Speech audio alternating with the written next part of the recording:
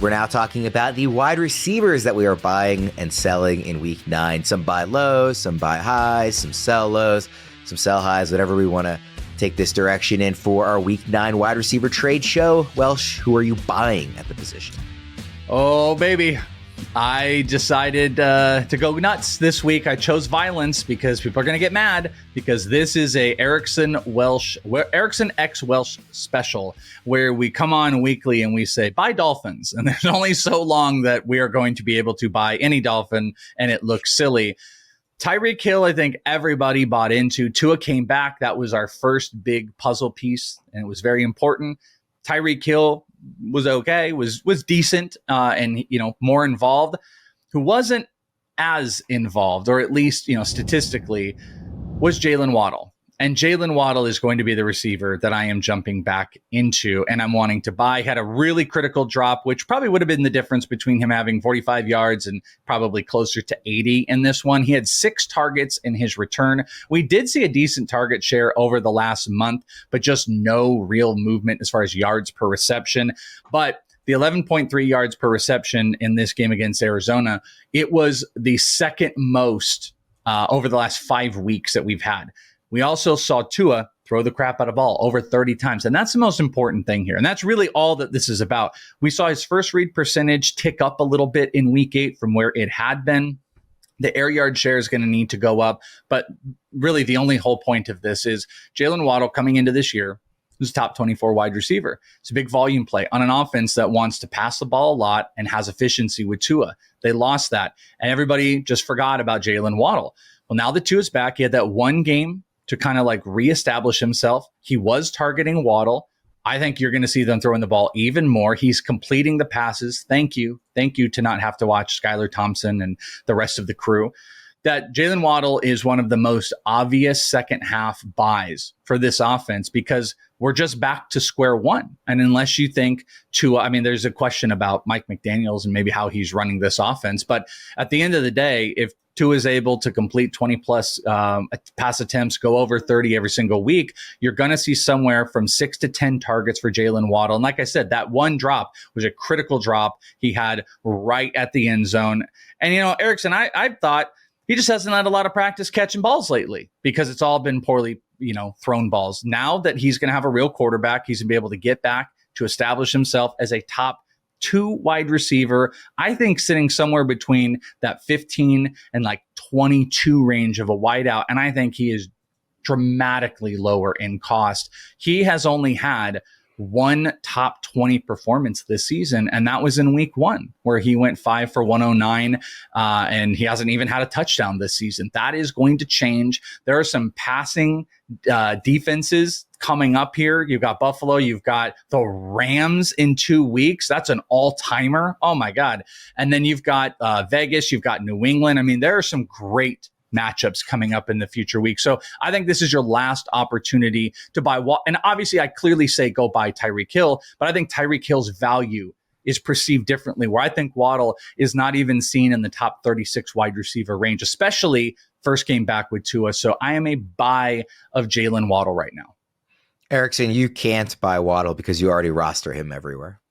No, there's one league that traded him away, but I'm going to try to trade back for him. So I'm going to try to get him back on the squad. It's why I wore the aqua blue, because I knew Welsh was going to be talking about our Dolphins here on the show by taking the one guy that didn't improve with Tua last week, Jaylen Waddle. Welsh mentioned it, the lack of touchdowns. Waddle's 314 receiving yards, or the third most of any wide receiver this season without a touchdown yet. Regression is coming. This was Waddle's problem last year too. Wasn't finding the end zone nearly as much based on the amount of receiving yards he posts. The Raheem Mostert touchdowns are going to come down, and that means the Jaylen Waddle touchdowns are going to go up. By Jaylen Waddle. So what, Erickson, would you be willing to give up for Waddle? Because it's a big name, obviously, right? And again, somebody that you were very aggressive in acquiring early on and, are still interested in. So are you don't even you can throw out a name if you want, but are you thinking you would give up running back ranked 15 to 20 range? Or are you thinking you'd give up a couple of pieces ranked in the 20? What kind of package would you be looking to move for Waddle? I think some receivers that are interesting. Amari Cooper. I'd move Amari Cooper for Jaylen Waddle. Tank Dell. There's injuries on the Texans receivers, and he scored a touchdown last week. Devontae Adams. I would move Cooper Kupp too. I think that Puka is the number one guy in that offense, and it's not Cooper Kupp. So if he's the number two, it's the same thing as Jaylen. Like, who do you want? Would you want the number two in the Rams offense, or the number two in the Dolphins offense, right? And Jaylen Waddle is significantly younger than Cooper Kupp is. So I think you're taking on way less injury risk. So those are. Would you rather have Zay Flowers or Waddle rest of the season? I think I'll stick with Zay for right now. Would you trade Chuba to get Waddle? Yes. Easy. Excellent. Yeah, I definitely would do that one. So yeah, Jaylen Waddle seems like a strong buy. You can use the trade analyzer at fantasypros.com/myplaybook or on the MyPlaybook app to instantly evaluate how any trade will affect your team for this week, the rest of the season, or even in Dynasty. Erickson, who is your wide receiver to buy? Jayden Reed, coming off back-to-back dud games last week. He only ran a route on 59% of the dropbacks, 2 catches for 55 yards. So he still flashed the efficiency, though, because he got nearly 90% of those on one play, on a 51-yard catch. So I still think Reed is the best receiver on the Green Bay Packers. And there's just a buying window now because he's had back-to-back bad games. There's another quarterback injury. This is exactly what happened back in week 2 when we mentioned buy Jayden Reed. After he had a monster week 1 game, there were question marks about Jordan Love. This is just another opportunity to buy, in my opinion, the best receiver on the Green Bay Packers. If you look at the matchup coming up against the Detroit Lions, no team has been worse against slot receivers than the Detroit Lions this season. So, yes, it's frustrating when Reed isn't running a route on all the dropbacks because he plays from the slot. But in this particular matchup, it doesn't matter because he does play in the slot, which means if Love is under center, he's going to have a monster game. If Love's not under center, well, it means you got to buy him even cheaper. So I want Reed in my lineup when I'm in the fantasy football championships because he has insane upside on a week-to-week basis. So I'll take my lumps in some of his bad games, especially if we get Malik Willis in there. But yeah, that's why I like Jayden Reed as a buy.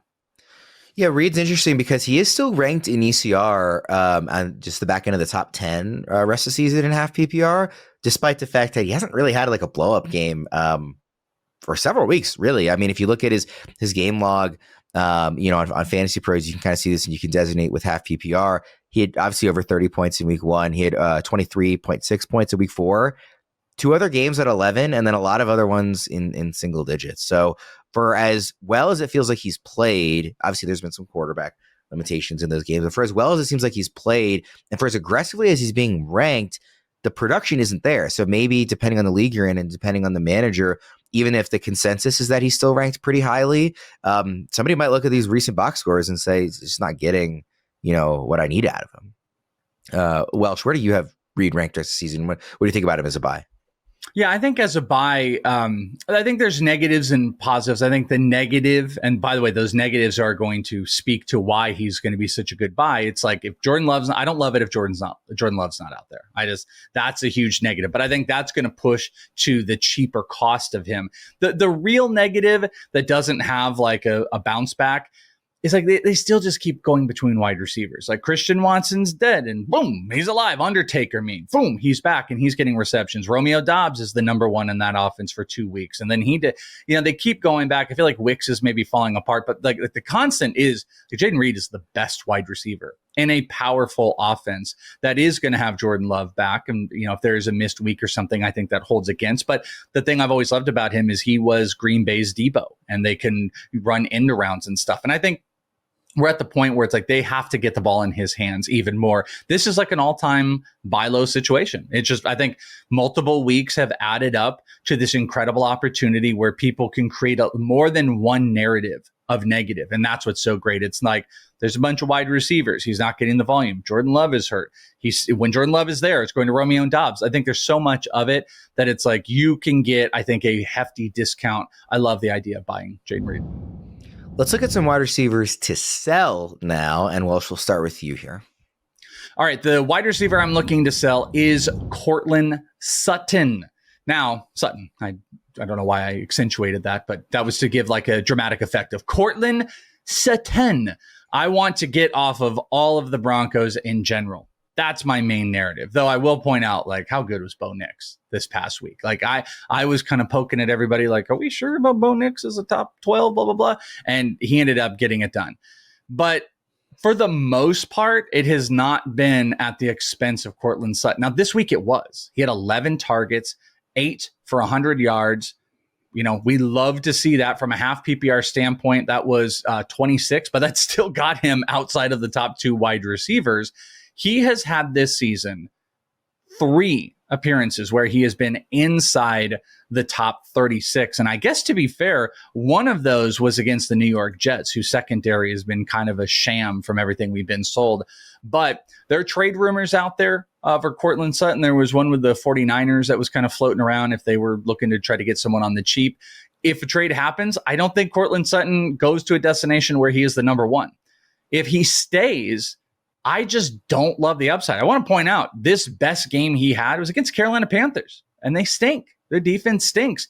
You've got Baltimore coming up, who I guess you can throw against, but I think Bo Nix is going to struggle. You've got Kansas City in there. You got a relatively favorable playoff matchup, but we just haven't seen a ton of Sutton. Even in heavy target games, it's been low yards. I don't like him in the Denver offense.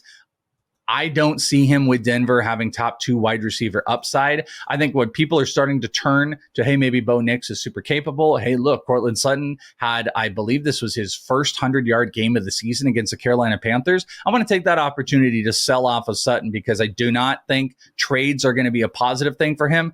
Hand up, though, if he were traded to Tampa Bay, scratch everything, never mind, huge, massive buy. I just don't know if they're going to be able to pull that off, and I don't love the prospects of where he's at now. So I want to take this sell high opportunity to get out from Courtland Sutton. And yes, Sutton over Jaylen Waddle. Anything Sutton plus to get Jayden Reed on both of those buys, I would jump at the opportunity, even if I had to give more.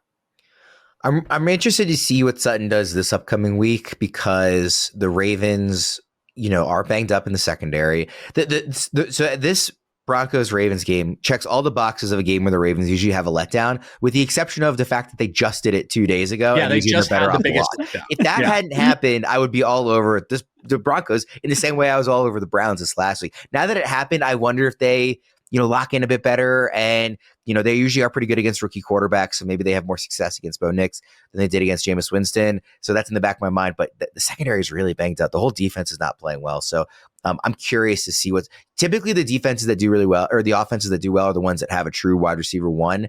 And Sutton is not that. He's not like an actual real alpha, but he's a good player. So, we'll see. It might be a better selling opportunity after this week, but it also might be a much worse selling opportunity after this week. So I have no problem looking to sell him now and say, if you miss out on one good game, so be it. Erickson, what are you doing with Sutton? I think the process is right. Selling a receiver that's been really inconsistent off of a bigger game. I think that's the correct process. So I agree with Welsh on that. I don't think you're going to get much for Sutton because he's been so inconsistent throughout the season. And I think I'm a little more optimistic about the rest of season schedule than you are. I mean, looking at the FantasyPros strength of schedule tool at Broncos, number 1 ranked schedule for quarterbacks, number 1 ranked schedule for wide receivers. Again, talking about the Ravens. Really? Wow. Yes. So the Ravens matchup on paper is good. The Chiefs is bad. Falcons, good. Raiders, good. Browns, okay. Bye week. Then you have the Colts, good. Chargers, Bengals, good. So there's a lot of really strong matchups along the way. And I just don't think you're going to get anything worthwhile for Sutton when, he's a receiver that gets a lot of targets in positive matchups with a rookie quarterback that's maybe starting to turn the corner. So I think that you should put him on the block and see what you can get. But I'm not, oh man, I couldn't get rid of Sutton. This is horrible. I have to go down with the ship. I don't think it's a down with the ship situation with Sutton. I think that you're starting to see Bo Nix get more comfortable in this offense. And Sutton has been the only guy, again, talk about him being inconsistent. Everyone else in that offense has also been inconsistent. But among those players, he's probably been the most consistent player among anyone on the Denver Broncos this season. So for those reasons, I guess I'll push back a little bit, but I do like the idea of selling high on Sutton. It almost sounds like you might be interested in buying him if you think it's good. That's great schedule, and it would be if you can't sell him for a lot, that means you probably could buy him for a little, right? Maybe. I don't know. I think it's maybe one of these players. I added this to the forecast a couple weeks ago. Just price check, right? See what the Courtland Sutton manager is valuing him in your league for. If you don't have him and you need a receiver, see what his value. If it's this guy's trying to sell high on Sutton, then okay, no thanks. But if this player's, hey, I got to get rid of this guy, maybe that's a reason to buy. So that's just kind of how I see the situation. I think an important thing to maybe talk about then, if that's what you're saying, is like, I don't view him as you got to get out from. I'm not sure a lot of the time we've done these shows, I've had a ton of players where I'm like, get out. like immediately. Like this is, and I view this as there's this big game that you have to sell him high. I don't want to sell him for equal value. I don't think that makes sense. To your point, I don't think equal value looks great for a guy like Courtland Sutton. But if someone is, chopping around with those rumors or sees, Bo Nix is popping back up and he had a 100-yard game and looks at the strength of schedule and says, I got to get him. I'm going to pay top 2 wide receiver price for him. That's where I want to get out from him, because I think he's massively inconsistent. I am surprised the matchup rating is so great. I think it's a bit tougher, especially on the back half for a rookie quarterback, but he has been coming into his own. So, maybe I eat that. But I think the really important thing is, like, this is not a player we're just trying to get out from. Don't just get out from Courtland Sutton. Optimize off of this big game, because this is probably, I'm just going to put out here, I think this is the most receiving yards he's going to have in a game this season. And maybe this won't be his best game because, touchdowns are going to help as far as scoring goes. But even in the 2 games he's had touchdowns, those were the only ones where he just scratched, he was 22 and half PPR. So he has not broken a top 20 wide receiver this season. So where I agree, or I guess maybe I'm pushing back, however you want to say it, like, don't just get rid of him. Try to sell high on Courtland Sutton. Welsh. So the player that I have ranked next to Sutton in my rest season rankings is Calvin Ridley, who's also coming off a massive game, who's also been horrible. I almost put him on this. Right, but I think it's the same conversation. Nobody is believing this Ridley thing, just like not a lot of people are going to believe in the Sutton thing. But if you had to pick one guy, Sutton or Ridley, if you had to flip Sutton for Ridley or vice versa, who would you want in that deal? My gut said Calvin Ridley, but I do think I shouldn't be dismissive of what you said. Like, if the strength of schedule is that high for quarterback and wide receiver, he is the number 1 in Denver. I can't make a case that Mason Rudolph is better. I can't make a case that the Titans are going to be more efficient. So maybe in this case, I might take Courtland Sutton, but I'm just going to tell you, like, Calvin Ridley belongs in the exact, I want off of both of these guys. I'm not looking to be heavily invested in wide receivers like this and offenses like this if I can get the right return. So this might just be a heat check. Like you said, like, see what people are out, and everyone's like, oh, give you Jerry Jeudy, you'd be like, kick rocks, buddy, and you're not interested in it. Who would you rather have rest of the season? If you got offered for your Courtland Sutton or Rico Dowdle, would you trade your Sutton for Dowdle? It would be dependent on, I think they're similar values. It would depend on if I need a running back or receiver. It's going to be your flex. This is going to be your flex. I think I'd probably just take Sutton. I think he's more stable than Dowdle, who, again, I think that he's going to be the starting running back, hopefully, if they don't trade for somebody. Okay. I'm not going to answer. Erickson, who are you selling? Jaxon Smith-Njigba, wide receiver for the Seattle Seahawks. I think that he's been okay this season, but we haven't really seen him hit that next gear that we were hoping to see from him entering year 2 in this new offense. And when you look at what he's just been able to do in the aggregate, he has 1 top 24 finish this season, and it took him 16 targets to get there. So I think that the value on JSN as a former first-round pick is higher in the trade market than his actual production has been this past week. Strong target share, no DK Metcalf. This is a spot where, hey, JSN should have a really strong game. And it wasn't. It was just a basic game. I know he got the over on the receptions and receiving yards at the end in garbage time. Shout out to Welsh. He hit that prop. But besides that, it was disappointing. 6 or 7 for 69 yards. Like, this has kind of been his box score, modest production every single week. And I'm okay flipping him. You look at schedule, right? Seattle Seahawks do not have a favorable schedule rest of the season. I know they have the Rams this week, but after that, they have their bye week. 31st ranked schedule for quarterbacks rest of the season. After the bye week, 49ers, Cardinals, Jets. Cardinals again, Packers, Vikings, and at Chicago in week 17 of the fantasy football playoffs. That's gross. And DK Metcalf's coming back. He is the engine to this offense. So I think JSN has improved from last year, which I think I was very confident was going to happen. But that ultimate upside that we were hoping that he might be able to hit entering year 2, well, it still hasn't happened yet. And I'm not sure it's going to happen this season, just based on the 8-game sample size we have of him, where he's not even been a wide receiver 2. He's barely been a wide receiver 3. So how is he? He's not that much different from players like a Wan'Dale Robinson, like a Khalil Shakir, who guys you can probably get cheaper than JSN or value cheaper than JSN. So I struggled a little bit trying to find a wide receiver to sell this week, but just looking at my rest season rankings, JSN just kind of stood out to me as someone that I think you can still ship him off for a decent return because he's been pretty good. But I don't think that the ultimate ceiling is there. And I don't like the schedule rest of the season for the Seattle Seahawks. What do you think, Welsh? I love this one. I think 100%. Like DK Metcalf is the force of this offense. Tyler Lockett has been more involved. Even when DK was out, you didn't see the big game from JSN. I think the time to sell was clearly off of, that, what was it, game week 2, 100 yards, 12 catch ball. But yeah, I completely agree. If people are kind of rebuying in, and I love the analogy of like he's essentially Khalil Shakir, but those guys are cheaper.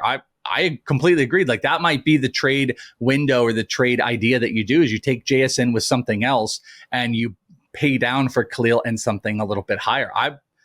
I think Khalil Shakir is, if maybe not 100% next to JSN rest of the season, maybe even a little bit higher because, this offense is struggling. Now, maybe part of we can come back to, I had that discussion when we had talked about running backs, that time of possession was really bad in this game.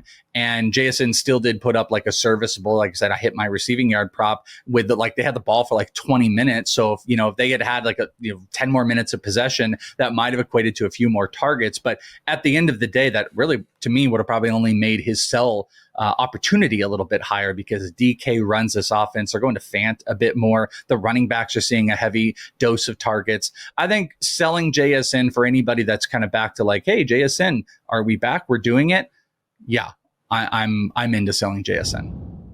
I want to remind everybody that we have a special offer for all of you. Unlock a month of Betting Pros Premium for free. Download the Betting Pros app today and use promo code FPFREE. Again, that's FPFREE. Get access to tools like the Same Game Parlay tool, the Prop Bet Analyzer, and the Prize Picks Prop Bet Cheat Sheet. Don't miss out.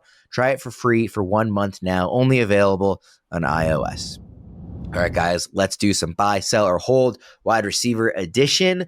I've got some big names actually in this first one for you. So I'm really curious to see what direction you go with it, honestly. These are all guys that were kind of late first rounders, early second rounders in draft season. Puka Nacua, Marvin Harrison Jr., and Chris Olave. Welsh, I'll start with you on this one. Puka, Marvin Harrison Jr., and Chris Olave.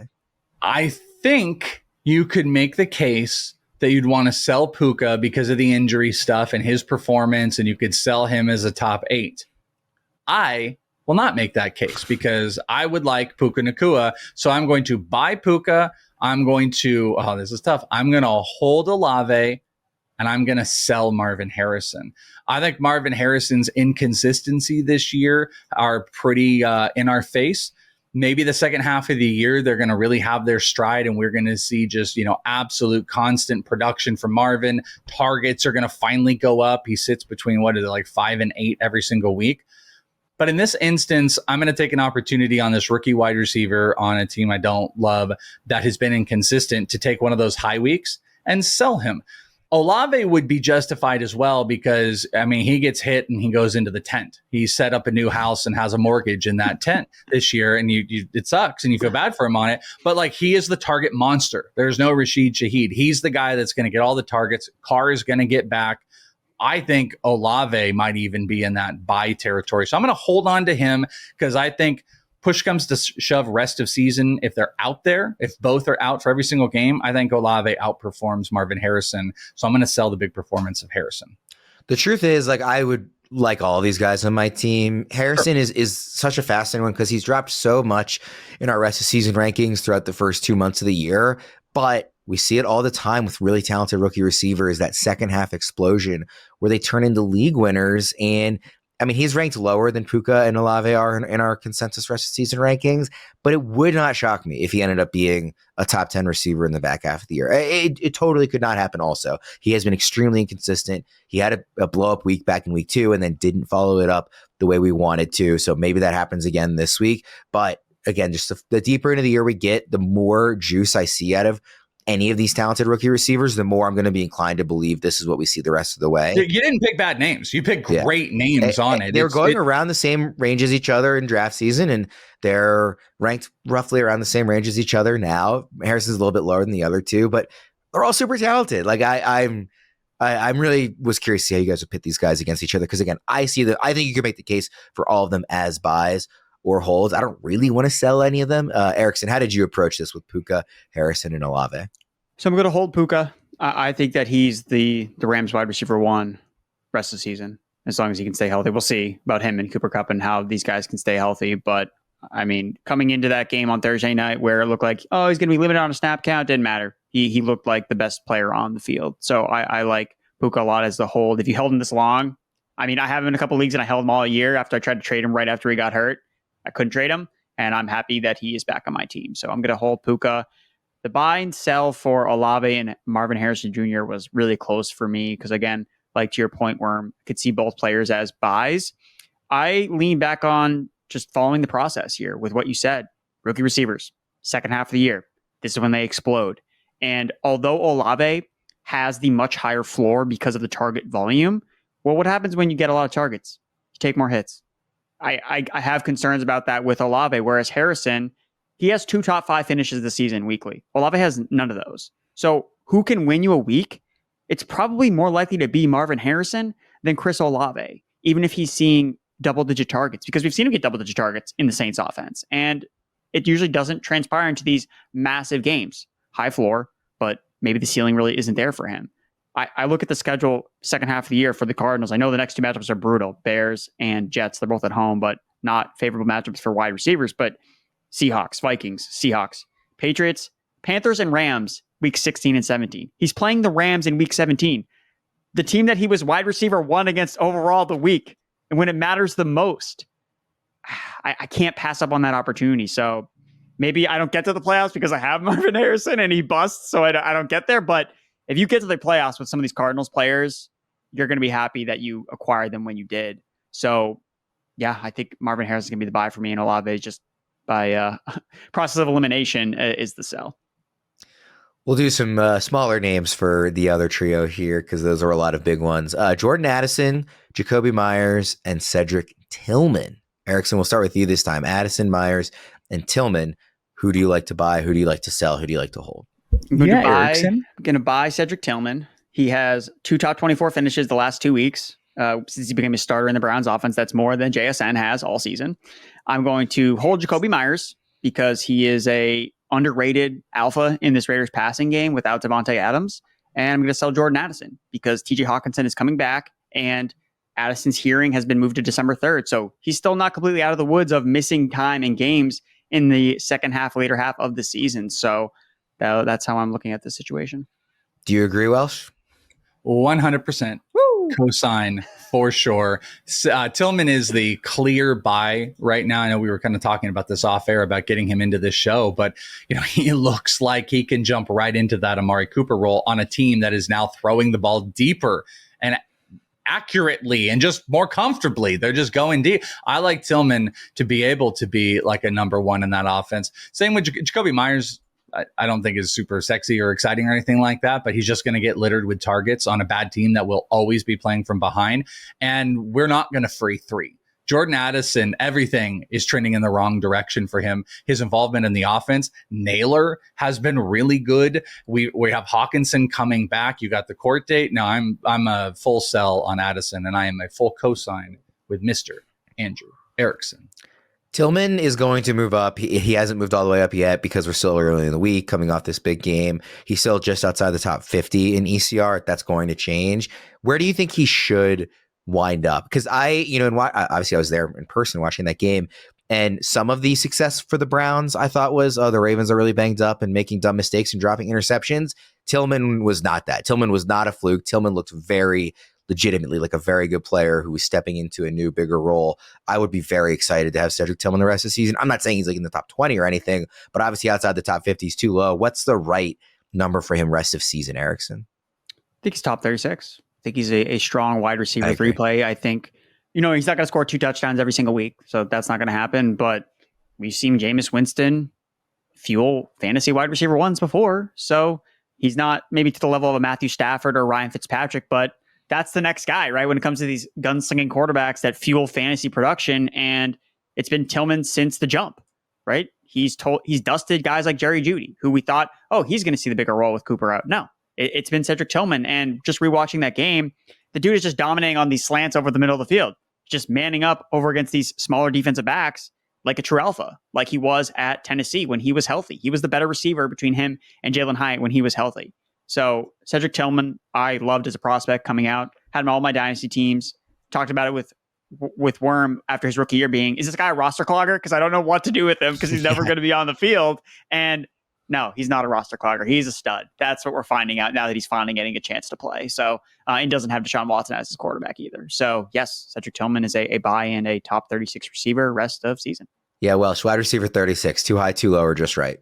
No, I actually had it a little bit higher. I was going to say somewhere between 25 and 35. So just a wide receiver 3, that would be. Maybe there's more upside. I mean, if you truly step back into the Amari Cooper role and had those targets in an offense that's just willing to sling the ball a little bit more, maybe there's top 20 upside. Would point out, I think Eli Moore, didn't he have like 12 targets in this game? Like he still gets a lot of targets. Njoku is a target hog.